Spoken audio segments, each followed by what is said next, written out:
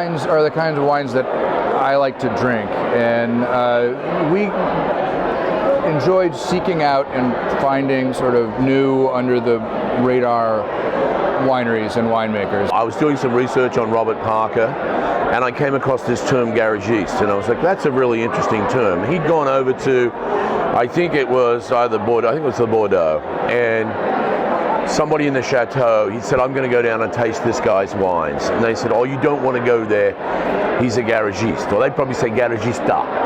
And I was like, well, that's an interesting thing, you know. And of course he said, I went and tasted the wines, and the wines were fabulous and they were amazing. And so they were seen in France at that time as being a rebel movement. They didn't really have chateaus. They sourced fruit, these sort of things. So I thought, well, I know a lot of guys and a few girls who actually do this. They're either working for a bigger label, or they have a label of their own that they're just starting from scratch, and doing something on the side, like a side project. And then there are people who are just starting it out. And living in Paso as I had for about 20 years, I'd watched the wine industry grow in Paso. And this was a part of it to me that was just underrepresented.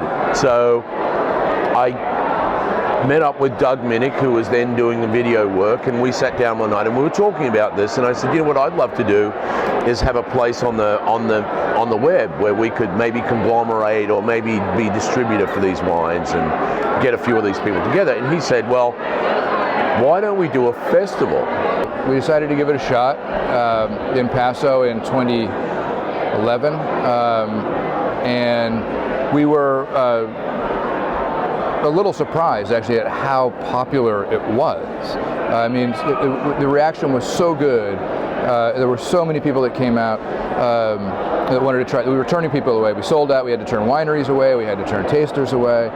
So it's just grown from there. We've really hit on something that I think there's an audience for out there. This is a niche market within the larger wine world. There's place for big wineries. There needs to be wine at really easy price points, so they have to exist. But on the other hand, these people, they have a passion for what they're doing and a commitment to what they're doing, and necessarily they come from all walks of life. So what we want to do is we want necessarily people to hear the story from the winemaker, bond with that winemaker if they like their wines, join their mailing list, support them at their very infancy. We're the matchmaker between an audience of people who like to find these kinds of wines and winemakers, and the winemakers themselves.